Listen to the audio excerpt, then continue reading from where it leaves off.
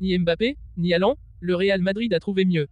Real Madrid, Jude Bellingham vu par Maxime Collin, son ancien coéquipier, il veut être ballon d'or.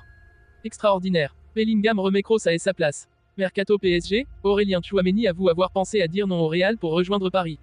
Alphonso Davies prend une très grande décision pour son avenir. Avant de commencer, si c'est la première fois que tu passes ici, je t'invite donc à t'abonner, c'est gratuit, ça prend 2 secondes et ça fait plaisir. Merci beaucoup à toi. Le Real Madrid prépare déjà l'avenir en vue de la prochaine saison estivale.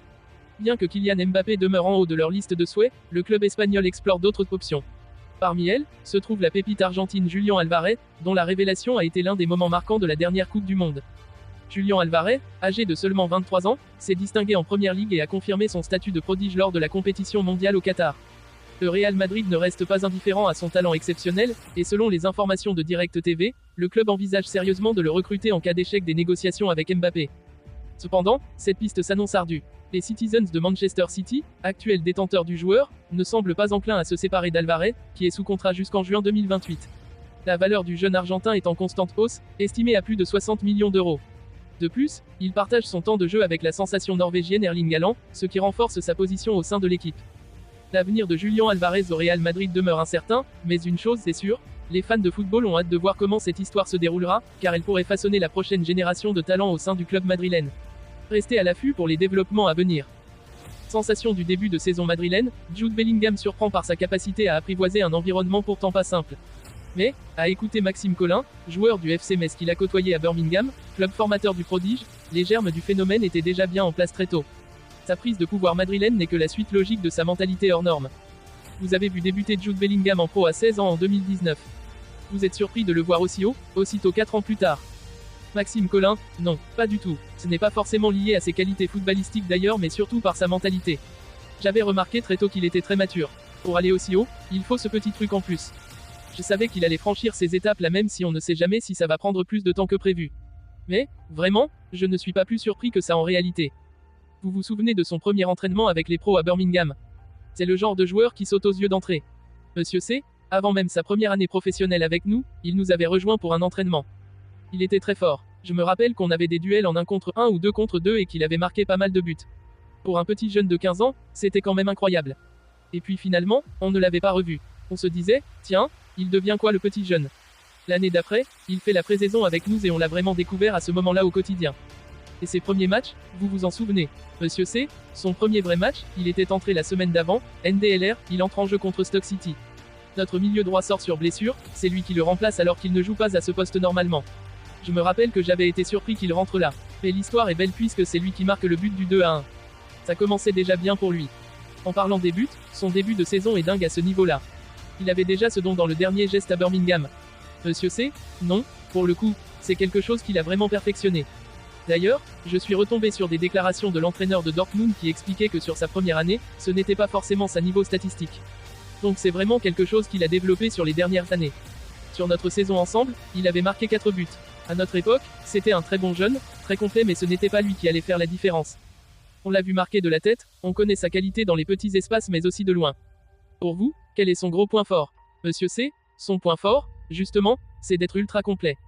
On me demande souvent où il est très fort. Ah, il n'est pas super rapide mais il est rapide, il est très technique sans trop en faire, il a une bonne frappe de balle sans que ça soit très visible. Donc en fait, il est juste très complet, partout. Mais il y a quelque chose que les gens ignorent, c'est que physiquement, c'est très très costaud. En termes d'endurance, c'est quelque chose. Même à 16 ans, il nous avait surpris dans les tests physiques du début d'année. Si ce n'est le meilleur, il était vraiment au top de l'effectif de ce point de vue-là. Donc quand tu tiens la route physiquement, que tu as un très bon bagage technique et qu'à 16 ans tu es mature comme un mec de 30 ans, forcément, tu gagnes du temps. On dit souvent que certains joueurs deviennent matures à 27 à 28 ans.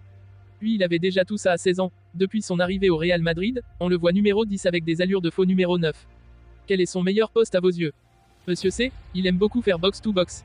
Moi, je pense que c'est en numéro 8 qu'il peut donner le meilleur de lui-même parce qu'il est souvent bien positionné défensivement. Il sait être devant, marquer des buts ou faire des passes décisives mais il sait aussi revenir.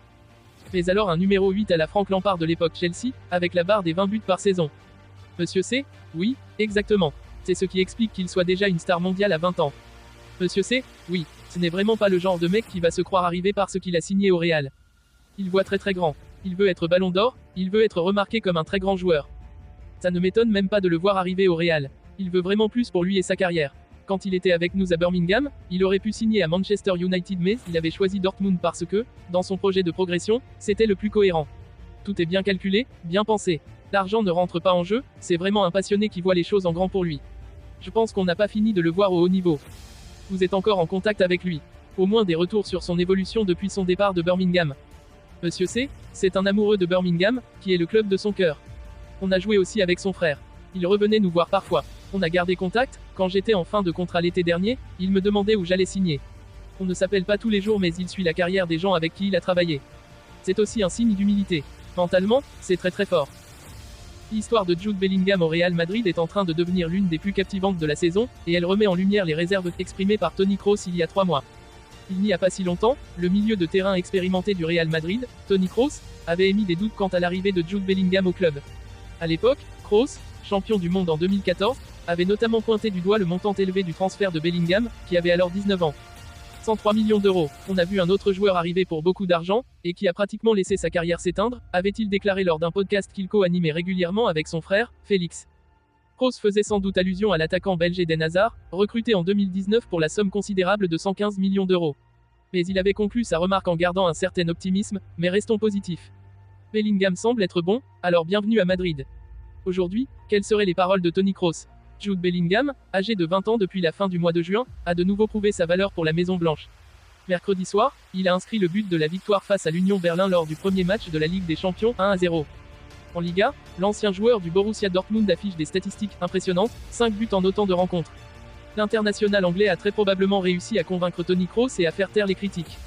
Son ascension fulgurante au Real Madrid est une histoire fascinante qui ne fait que commencer, et les supporters du club madrilène ont toutes les raisons de se réjouir de son avenir prometteur. Au lieu de rejoindre le Real Madrid à l'été 2022, Aurélien Tchouaméni aurait pu prendre la direction du PSG, mais l'appel du cador espagnol a été bien plus fort comme il l'a avoué.